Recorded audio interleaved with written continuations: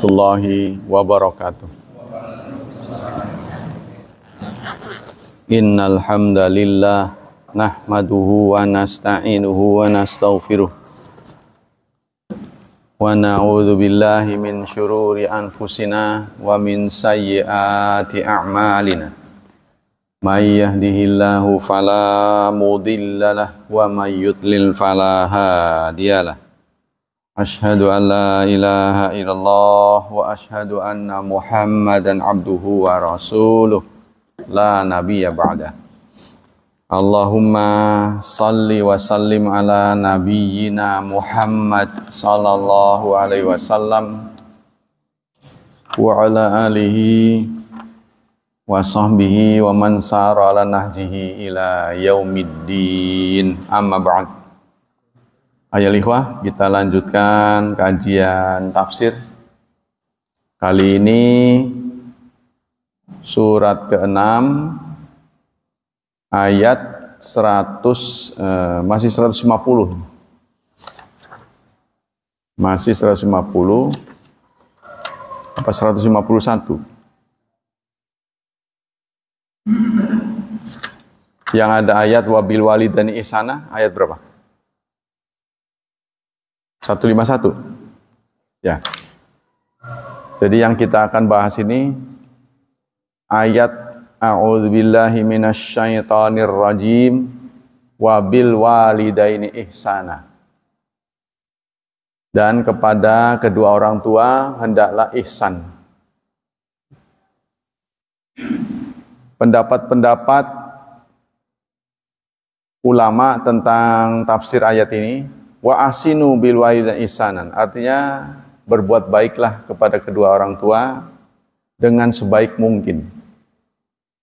Al-Hakim mengatakan wal ihsan ma yakhruju an haddil uquq. Yang namanya ihsan adalah lawan kata dari durhaka. Ya, dalam ayat yang lain surat berapa ini? Enggak disebut ya. Wa sahibhuma fid dunya ma'rufa. Surat Luqman, surat 31 ayat 15.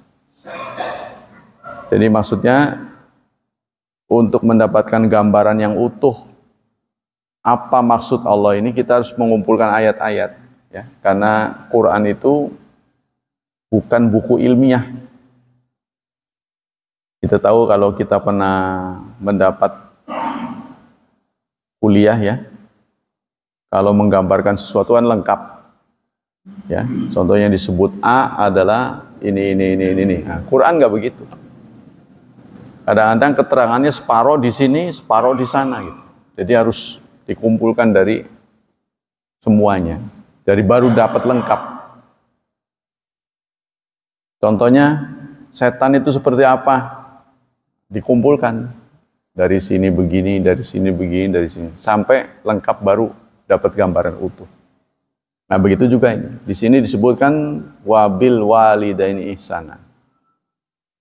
Maka di surat 31 ayat 15 Allah menyatakan wasahibhuma fid dunya ma'rufa. Bersahabatlah Anda dengan kedua orang tua dengan cara yang ma'ruf. Ma'ruf itu apa? Ma'ruf itu nggak ada definisinya. Ma'ruf itu isim maf'ul. Mana asalnya dikenal dengan sesuatu yang dianggap wajar, dengan cara yang wajar. Nah, wajar ini itu sulit didefinisikan. Jadi sangat bergantung kepada Anda di mana dan masyarakat itu tumbuh miliunya itu. Bagaimana menganggap wajar gitu. Ya, pokoknya yang dianggap baik secara wajar gitu. Ya, jadi berbakti kepada orang tua, berinteraksi dengan orang tua dengan cara baik, baiknya wajar gitu. Jadi Allah tidak memberikan ketentuan wajarnya seperti apa. Ya menurut daerahmu bagaimana wajar itu. Ya, nah, makanya diserahkan pada kita. Walam makana ijabul ihsan tahriman litarkil ihsan dzakara fil muharramat wa kadza hukmu ma ba'dahu min awamir fa inal amra bi syai'in mustalzimun linnahi an diddi. Huwa ma ainuhu indal ba'di kanal awamir dzukirat wa khusda lawazimaha. Wa min siri dzalika huna ani wa doa wabil walid insana maudhian nahi. Jadi ayat ini meskipun kata-katanya kepada kedua orang tua berihsanlah, ya. Jadi tersimpan makna larangan. Jangan pernah menyakiti kedua orang tuamu. Nah, begitu maksud yang dikandung pada ayat ini. Nah, dengan tidak menyakiti orang tua itulah bentuk ihsan. Nah, menyakiti ini juga sama, menyakiti menurut versi orang tua apa menurut versi kita? Ya, menyakiti itu sakit menurut definisi kita atau sakit menurut orang tua. Nah, karena antara orang tua dan kita itu sudah berbeda generasi, kadang-kadang pengertiannya itu sudah bergeser. Contohnya, ya, kita mengeluarkan kata-kata yang menurut kita itu wajar, biasa gitu, tapi menurut orang tua menyakitkan. Jadi narasinya itu dipilih kata-kata yang sopan gitu. Kalau kita ada tingkatan-tingkatan, contohnya kita bertanya, Pak, Bu, sudah makan? Mungkin dalam bahasa Jawa, kalau bahasa Sunda, nggak nyatu, menyakitkan itu, Pak. Padahal itu kita katakan dengan teman kita itu wajar. Ya kan? Kalau dengan teman kan wajar. Tapi kalau orang tua, terus tuang gitu kan. Harus begitu. Itu ihsannya begitu. Jadi kita harus pilih narasi yang pas kalau bicara sama orang tua. Tidak menyakitkan menurut versi orang tua, karena kita kan anunya ke dia. Jadi bukan menurut kita. Nah, menurut kita biasa aja itu, kenapa orang tua jadi tersinggung? Ya, karena kita tahu semakin orang berumur, alat-alat indrawinya semakin berkurang. Lihatnya kurang, pendengarannya kurang. Nah, ini harus pas gitu. Jadi kalau ketemu muka harus ditegur. Pak, gimana Pak? Baik. Gitu ya. Apa mau nunduk, apa mau biasa saja? Tergantung. Kalau kita kan cium tangan, biasaan orang Islam. Tapi di tempat lain tidak perlu contohnya. Atau nunduk sedikit begini. Jadi katanya itu perbedaan budaya orang Korea katanya. Orang Korea hidup di Indonesia, dia mengamati kebudayaan orang Indonesia. Jadi orang Indonesia kalau ditatap pasti dia begini. Manggut gitu. Hal yang tidak biasa dilakukan oleh orang Korea katanya. Pokoknya kalau dilihat aja begini, Pak, dia manggut gitu. Orang Indonesia. Ya, itulah salah satu bentuk sopan ya. Sopan itu begitu. Jadi jangan menatap dengan tajam pada orang tua, jangan merunduk, jangan bicara lebih keras. Tapi kan kita susah mendefinisikan keras. Kadang-kadang orang tua kita pendengarannya udah kurang. Kamu kok diem aja, padahal dari tadi udah ngomong. Itu kan, dikerasin sama orang tua kok bentak-bentak. Nah ini, jadi harus pas. Nah itu bisa terjadi karena kalau jarang bergaul, lama nggak ketemu, biasa dia keras, bicara keras. Nah, tapi kalau udah biasa, kita sudah bisa disetting pas. Ya, singkatnya gitu. Sebaliknya, kita juga selaku orang tua juga harus mendudukkan diri pas, jangan menyakiti anak kita.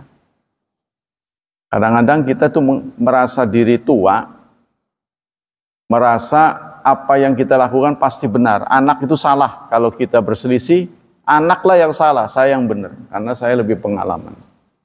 Nah, kita mendudukkan posisi kita seperti itu. Nah, ini ada kode etiknya. Contohnya, kita berkunjung ke rumah anak. Kalau melihat, ya udah misah sama kita ya, artinya dia sudah berkeluarga. Ada hal yang janggal menurut kita, jangan protes dulu. Contohnya ini kenapa naruh apa itu hordengnya warnanya begini, nggak cocok ini. Nah, jangan komen dulu. Itu kreasi dari mantu itu. Atau kenapa meja ini taruh di sini, bukan di sana? Jangan itu.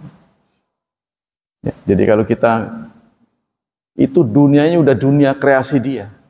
Nah, kita udah dianggap selesai. Dulu kita dengan istri kita sudah, rumah kita. Ketika anak kita udah punya yang baru, jangan banyak komen. Kecuali dia minta bantuan. Gimana, Pak? Nih warnanya nih, bagus nggak nih? Ah, baru kita. Kalau menurut Bapak sih begini. Jangan kita lalu intervensi, karena bagus menurut kita belum tentu bagus menurut anak. Ya. Jadi saya sering menerima curhatan orang sampai sudah beli tiket untuk nonton konser. Ada dakwah lah gitu. Nah, berikut konser.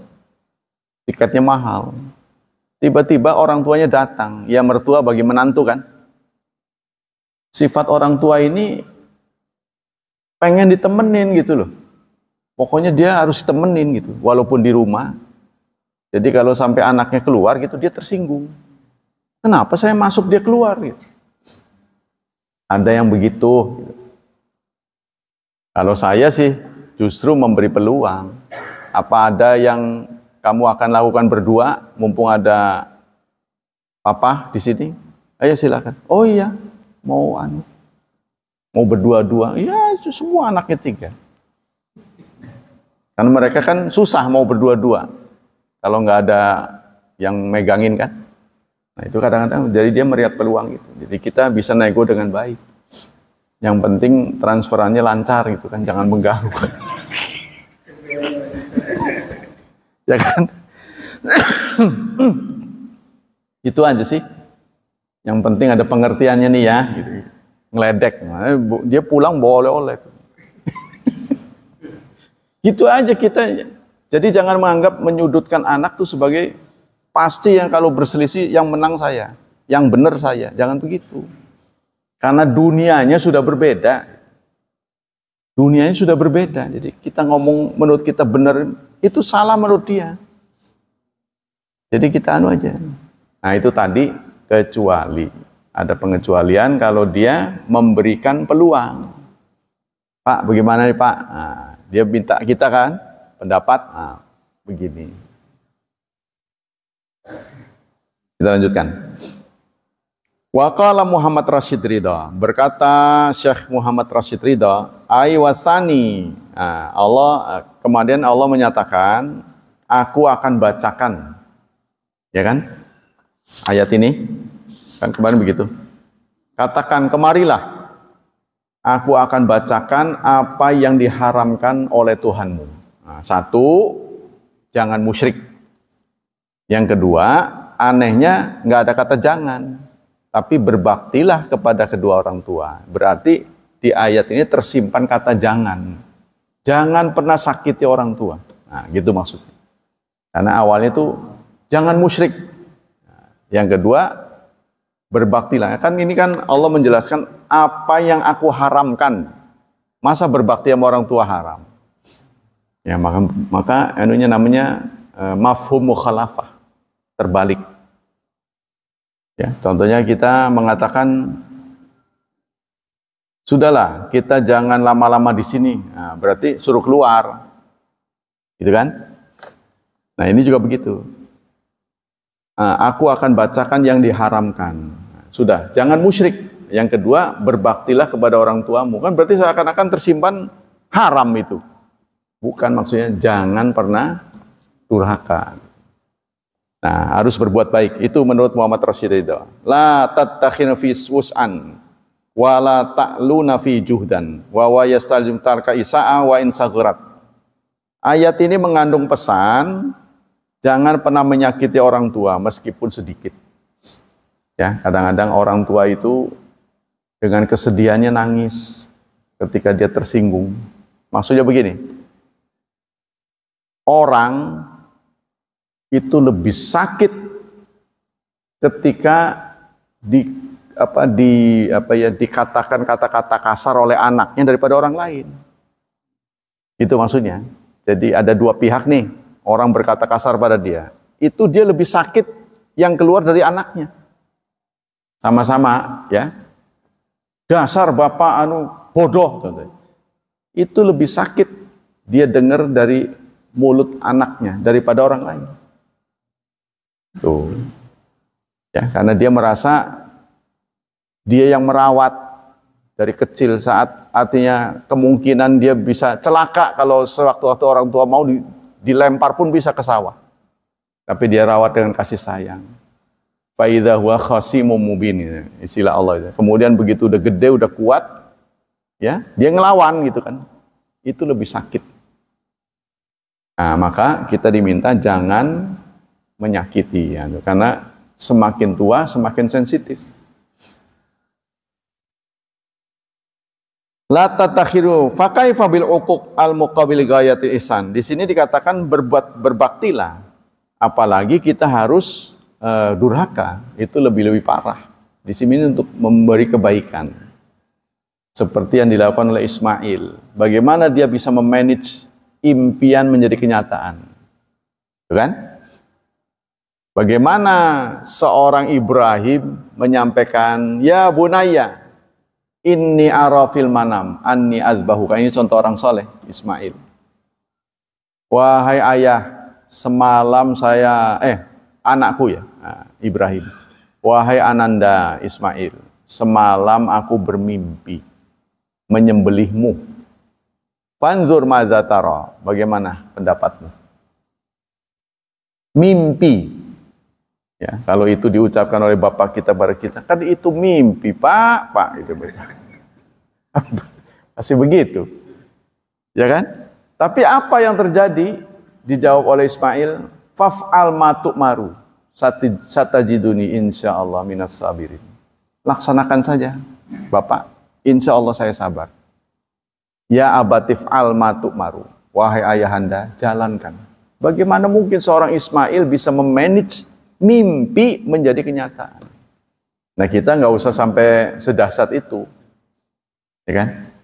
Nah, kalau orang tua kita bergumam, waduh, enak rasanya makan martabak, nggak usah disuruh lari, asal bukan pesen racun aja, atau membahayakan dirinya ya. Tapi kalau dia, waduh, ngerokok di Samsu mah, jangan itu. Tapi kalau yang pas, waduh, seger nih kalau minum jus, lari itu kesempatan langka sebenarnya. Karena dia masih hidup. Nanti jangan sampai udah meninggal baru waduh, kenapa? Ya, jangan, mumpung masih hidup. Lakukan apa yang Anda bisa untuk menyenangkan orang tua. Ya, harus begitu. Waqad takarra fil Quran baina tauhid wan nahyi anisyirki wa baina amri bil ihsan bil walidain. Nah, Allah menempatkan bakti kepada orang tua ini justru kedua setelah Allah melarang jangan serikatkan aku. Jadi seakan porsinya mendapat porsi yang amat tinggi. Mengapa begitu? Karena kalau kau tidak bisa bakti sama orang tua yang nyata-nyata sudah berpihak padamu, bagaimana mungkin bisa berbakti pada Allah?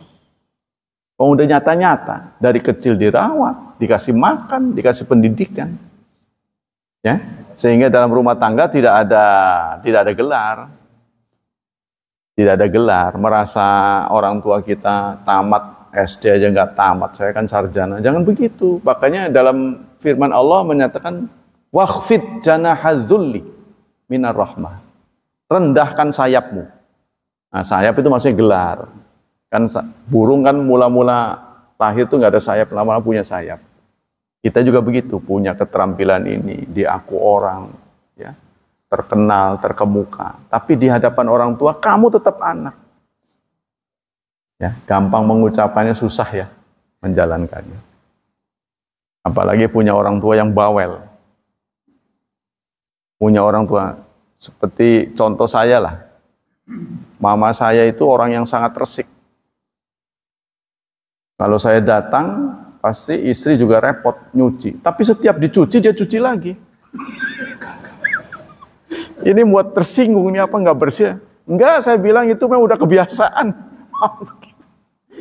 Jadi kebiasaan begitu, udah angguran gak usah dicuci aja. Pasti dicuci lagi sama dia. Jadi tangannya tuh gatel dia. Kalau ngelihatnya tuh, bukan cucian dia tuh nggak marem gitu. Iya, jadi ada orang tuanya begitu. Jangan tersinggung, cuekin aja. Wih, kita ledek aja udah dicuci, cuci lagi. Biarin mama yang cuci atau ibu yang cuci.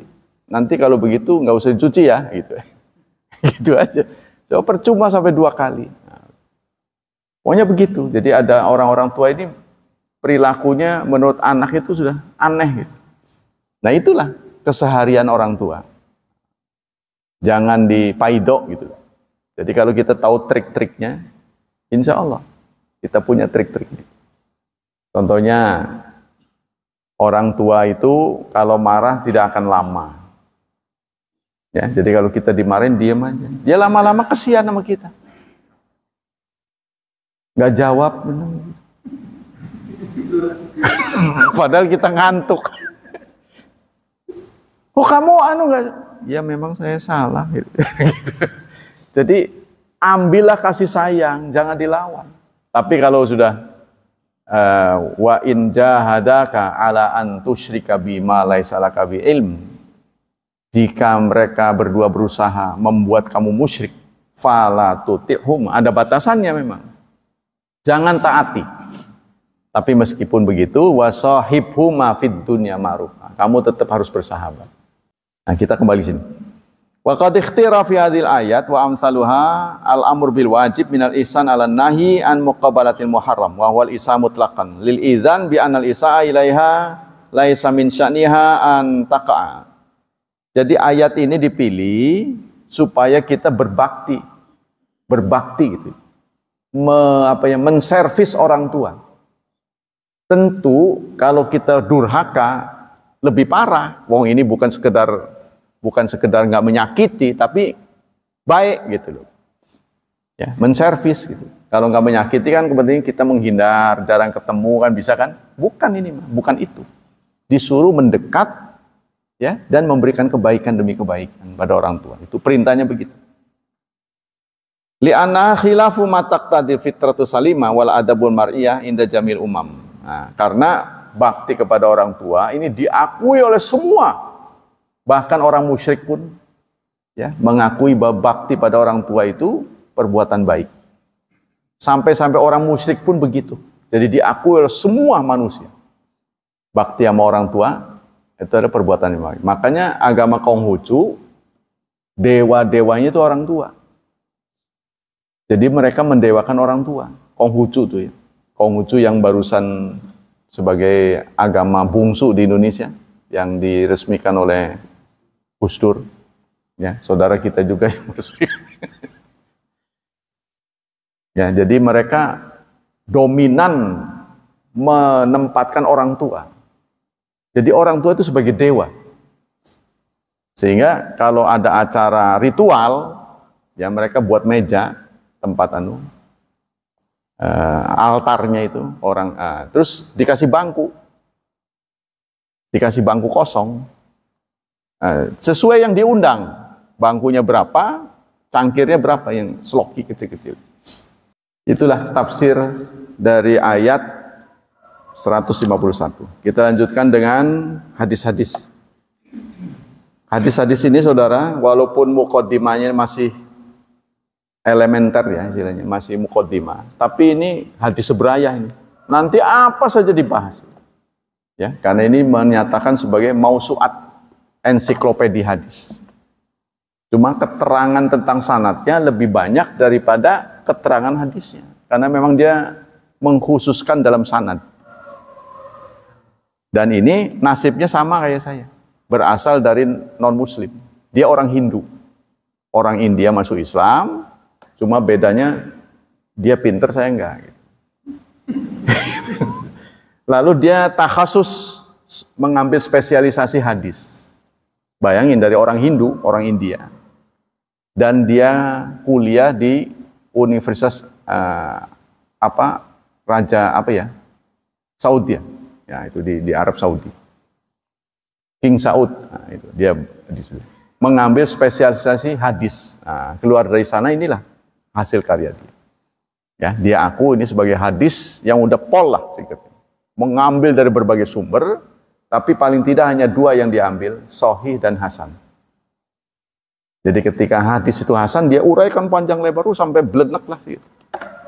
Yang kita nggak begitu paham hadis, saya sampaikan juga orang dengarnya bosan gitu. Maka kita ambil ininya aja, judul-judul dan pengertian saja. Babu tarhib minad da'wah fil ilmi wal Quran. Bab ancaman mengklaim berilmu dan berquran. Dari Abi Ubay bin Ka'ab anin Nabi, qama Musa alaihissalam khatiban fi Bani Israel. Suatu saat diceritakan dari Ubay bin Ka'ab, Nabi yang menyampaikan ya, bahwa suatu saat Nabi Musa berkhutbah. Di tengah-tengah khutbah itu ada yang nanya. Waktu beliau berkhutbah ada yang nanya. Ayun nas a'lam. Wahai Musa, sekarang ini siapa orang yang paling pintar? Sekarang ini. Ya kalau waktu kan bisa berubah kan. Sekarang ini loh, orang paling pintar itu siapa? Faqala ana. Saya. Musa, Nabi Musa. Saya yang paling pintar. Fa'ataballahu alaihi, turun wahyu kepada Nabi Musa yang mengkritik jawaban Nabi Musa. Kamu nggak boleh begitu, ngomong paling pinter gitu kan, sombong gitu kan. Idlam yarid ilmu bi'ili fa'auha ilai anna abdan min ibadi bijamil bahrain. Nabi Musa tetap kekeh. Kalau bukan saya siapa? Nanti aku tunjukkan ada seorang hamba yang lebih pintar daripada kamu. Tapi nggak kayak kamu ngaku-ngaku begitu. Nah itulah maka ada peristiwa Nabi Khidir. Ya, kata Khidir tidak ada di sini. Jadi kata-kata Khidir itu dilontarkan oleh ahli tafsir. Khidir. Dalam hadis ada Khidir, tapi dalam Quran tidak ada. Disebutnya seorang hamba. Karena ada 3 peristiwa itu. Kalau mau jadi murid saya, kamu nggak boleh nanya. Nanti juga nggak perlu ditanya lagi, saya jelasin. Ya, ada perahu dilubangi. Ini kan menurut Nabi Musa ini aneh orang ini. Orang perahu bagus-bagus dilubangi. Nanya, kenapa? Gitu kan. Terus yang kedua lebih mungkar lagi. Ketemu 2 anak, langsung dijenggut katanya dia. Ditarik, lalu dibenturkan ke tembok. Sampai mati. Wah, kok begini amat? Akhirnya memicu Nabi Musa nanya lagi. Kan, saya udah ingatkan jangan nanya. Oh maaf deh. Nanya lagi, karena itu ngelihat itu.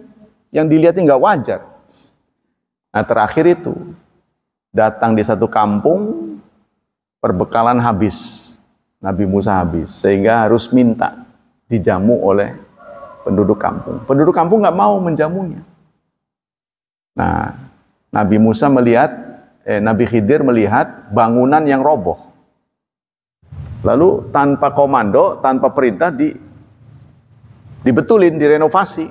Setelah direnovasi, penduduk kampung bareng-bareng patungan buat tukang lah singkat itu. Ditolak, jangan. Nabi Musa merasa heran. Oh tadi minta-minta ada orang ngasih, nolak gitu. Nah ini nanya lagi. Nah akhirnya terjadilah pemutusan hubungan. Karena sudah nego hanya boleh 3. Kamu nanya lagi. Lalu dijelaskan. Kan? Bahwa perahu itu aku lubangi karena hari ini ada rejim yang merampas milik rakyat yang utuh, yang bagus-bagus itu dirampas. Maka saya lubungi, saya cacat. Lebih baik cacat tapi nggak dirampas. Nah, yang kedua, kau lihat ada anak-anak yang saya bunuh, itu perintah dari Allah. Karena orang tuanya saleh. Kalau ini dibiarkan hidup, ini akan mempengaruhi orang tuanya untuk musyrik. Allah tidak ingin, karena Allah ingin orang tuanya masuk surga. Maka Allah suruh saya membunuhnya. Sebab Allah akan mengganti dengan anak-anak yang soleh yang akan lahir berikutnya. Yang ketiga itu tadi dijelaskan, bahwa rumah yang aku bangun itu milik yatim. Kita tidak boleh mengganggu harta anak yatim. Nah, itulah 3 hal yang aku jelaskan, tapi inilah akhir dari perjumpaan kita. Nah, maka Allah negur, gimana? Pinter mana sama kamu? Ya kan? Maka itu udah turun ayat, wa fawqa kulli dzi ilmin alim. Di atas orang pinter ada yang lebih pintar. Mungkin di bidang tertentu ya. Jadi kita diminta ini berdasarkan ini teguran pada kita, jangan pernah ngaku. Tapi kita punya tugas untuk menyampaikan. Nah itu. Kemudian dari Umar bin Khattab, qala Rasulullah, yadharul Islam hatta takhudal khailul bihar.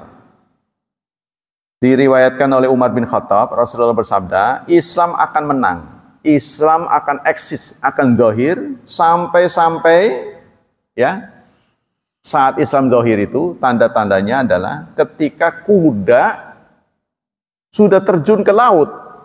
Oh, aneh ini, kuda sudah terjun ke laut. Apa maksudnya? Ya, jadi mungkin kuda kok bisa berenang gitu. Ini nggak tahu bagaimana ya. Apakah ini kapal-kapal besar? Karena kuda kan biasanya buat membawa muatan ya. Nanti Islam akan menang saat zaman itu sudah begitu canggih. Nah ini kita dulu. Wa hatta yakhtalifat tujar fil bahr. Dan sampai-sampai pedagang di lautan ya itu berselisih. Pedagang di lautan berselisih. Jadi orang dagang di laut. Jadi bukan di darat lagi nanti. Sampai berselisih. Summa yadharu qaumun yaqra'unal Qur'an. Nanti akan ada kaum yang membaca Quran. Yaquluna man aqra'a minna. Lalu mereka berkata, siapa yang lebih akro daripada kami? Jadi semuanya pada pamer. Jadi kesannya ini ya menggambarkan pada nanti di akhir zaman orang pada sugih, pada tenar, saking tenarnya mereka ngadu kepopularitasannya, ketenarannya. Ya, kalau itu gak ada masalah tentang dunia itu, sampai-sampai kuda bisa ada di laut.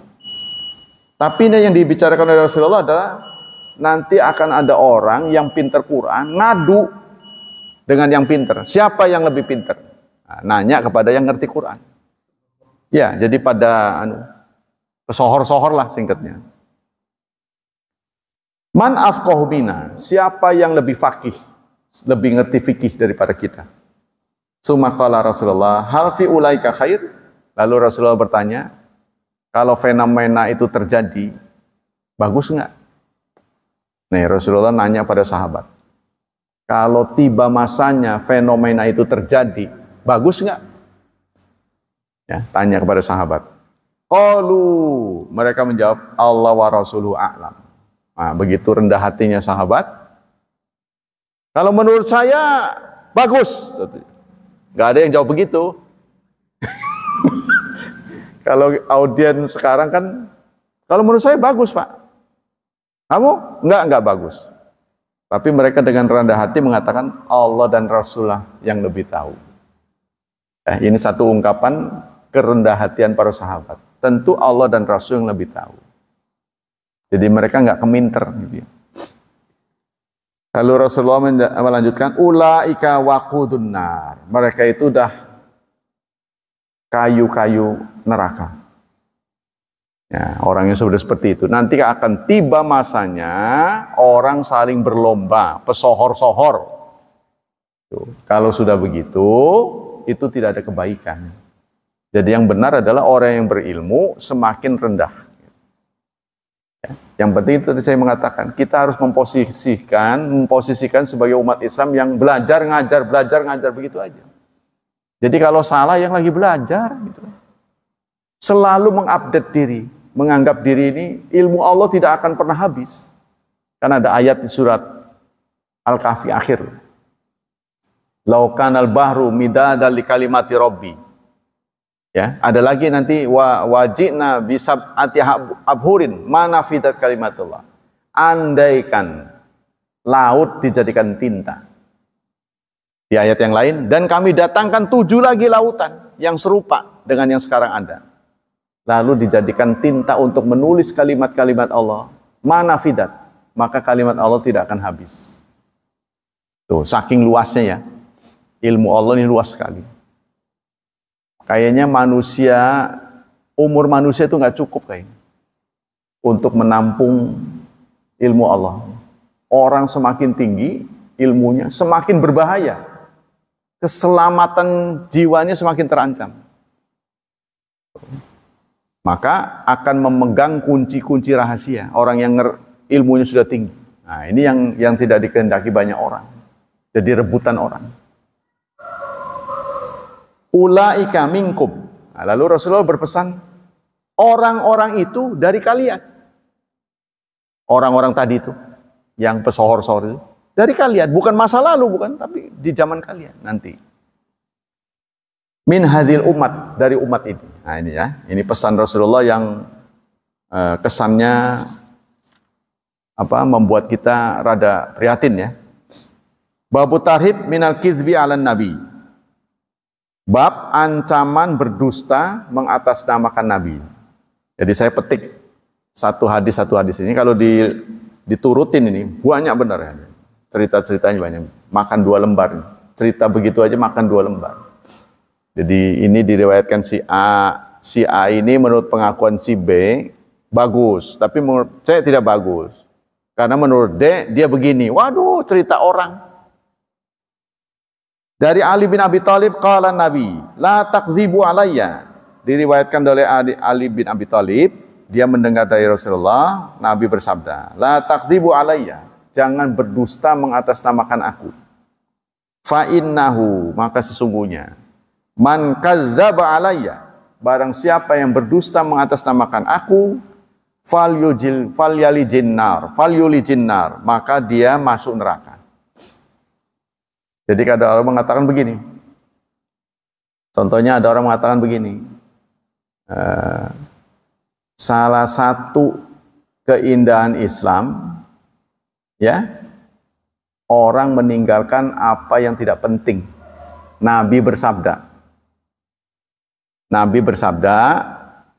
salah satu bentuk tanda, ya, kebaikan Islam seseorang, kualitas Islam seseorang, ya, dia meninggalkan apa-apa yang tidak berguna. Hadis bukan itu. Maksudnya masuk kategori berdusta enggak? Masuk kategori berdusta enggak ngomong begitu? Kalau ada orang mengatakan begitu. Salah satu tanda Nabi bersabda, orang ngomong begitu nih ceramah. Nabi bersabda, salah satu tanda kualitas keislaman seseorang adalah dia meninggalkan apa yang tidak berguna untuknya. Nah ini bohong apa enggak? Bohong. Karena Nabi nggak pernah bicara bahasa Indonesia kan? Saya kadang mikir, Nabi bersabda itu. Harusnya artinya gitu. Ya kan? Karena Nabi kan nggak pernah berbahasa Indonesia. Berdusta nggak itu? Ngomong begitu berdusta nggak? Karena Nabi kan berbahasa Arab. Nah, dia harus ngomong artinya gitu. Artinya bla bla bla bla. Ya. Al-Islamu, contohnya as-salatu khamsun.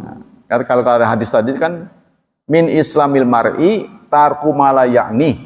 Salah satu tanda kualitas keislaman seseorang, ya, dia pandai menggunakan waktunya. Jadi tidak sibuk membicarakan hal yang tidak penting. Itu kualitas keislaman seorang. Tapi Rasulullah nggak pernah bicara dengan bahasa Indonesia. Gitu. Maka kalau ngomong Nabi bersabda, itu salah satu tanda kualitas keislaman seorang adalah dia pandai mengatur supaya meninggalkan yang tidak penting. Bohong nggak itu? Bohong. Karena Nabi tidak pernah berbahasa Indonesia. Ya. Jadi harus berbahasa Arab. Jadi kalau kita berbahasa Indonesia itu harus yang artinya gitu. Harus begitu, yang artinya. Ada, saya kan punya aplikasi nih.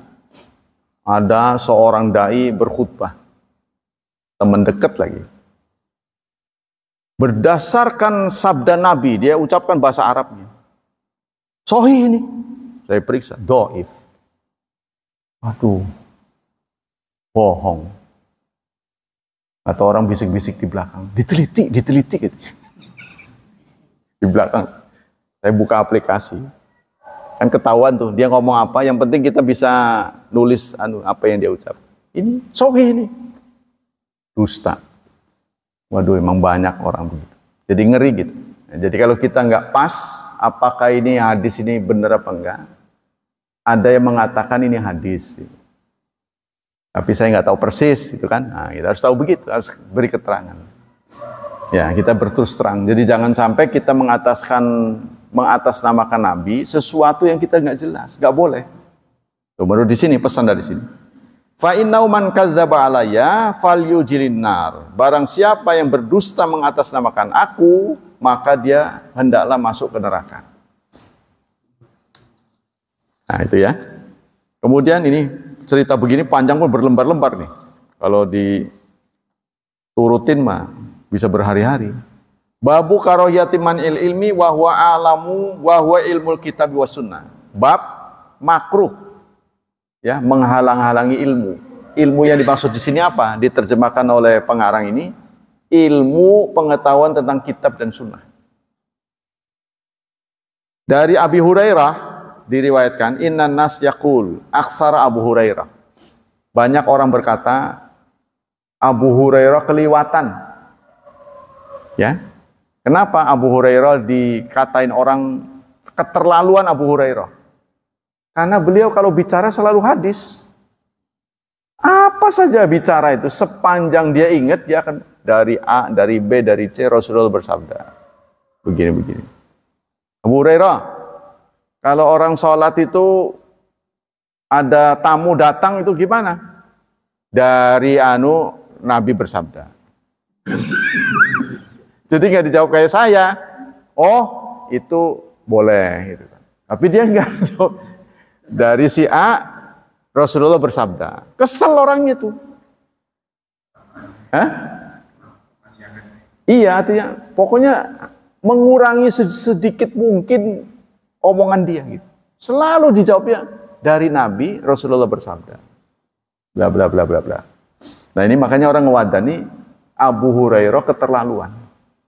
Di zaman Umar, Abu Hurairah di penjara. Tuh. Kamu itu jangan terlalu banyak hadis, Quran. Lalu Abu Hurairah menjawab. Kenapa dia bersikap begitu? Dia menjawab ini.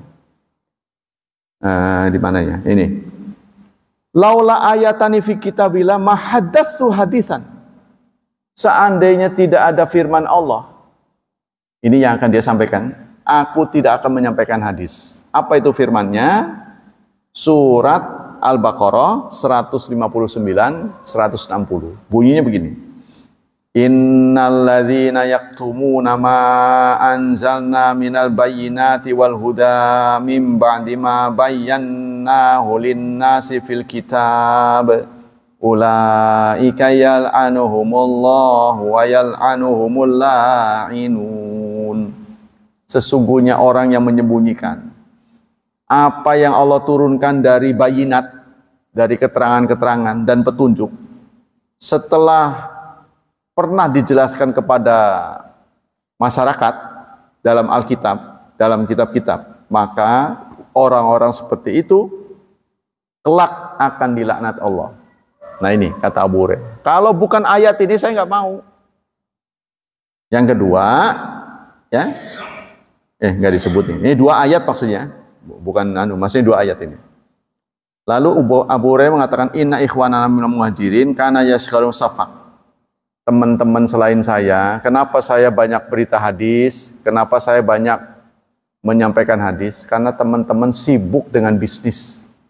Tuh, katanya. Wa inna ikhwanana mina ansar kana yashghalum amal min amwalihim.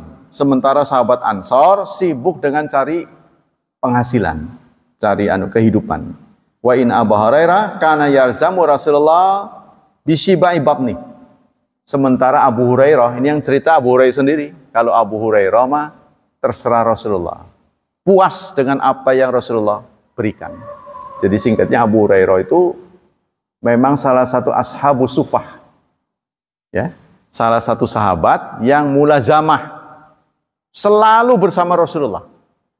Tapi beliau menetapnya di masjid, di kemah-kemah di pinggir masjid. Jadi sampai nggak pernah pulang. Abu Hurairah itu nggak punya rumah. Ya, rumahnya itu dekat masjid. Sudah habis waktunya.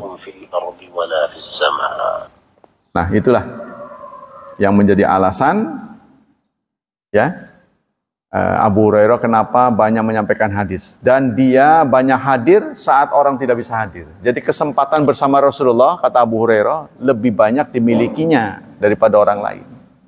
Itu yang menjadi sebab kenapa beliau banyak menyampaikan hadis. Wallahu a'lam bishawab. Ada pertanyaan sampai sini? Tidak ada ya? Semoga Allah melimpahkan pahala yang berlipat untuk kehadiran kita, menyelamatkan dan melindungi kita dari wabah dan fitnah, dari syubhat dan syahwat. Dan tidak lupa kita berdoa, semoga orang tua kita mendapat tempat yang layak, mendapat ampunan Allah, dan kepada generasi anak-anak kita diberi kemudahan, keberkahan, dan ditakdirkan oleh Allah sebagai hamba Allah yang saleh dan salihat. Subhanakallah wa bihamdik, asyhadu an la ilaha illa anta, astaghfiruka wa atubu ilaik. Wassalamualaikum warahmatullahi wabarakatuh.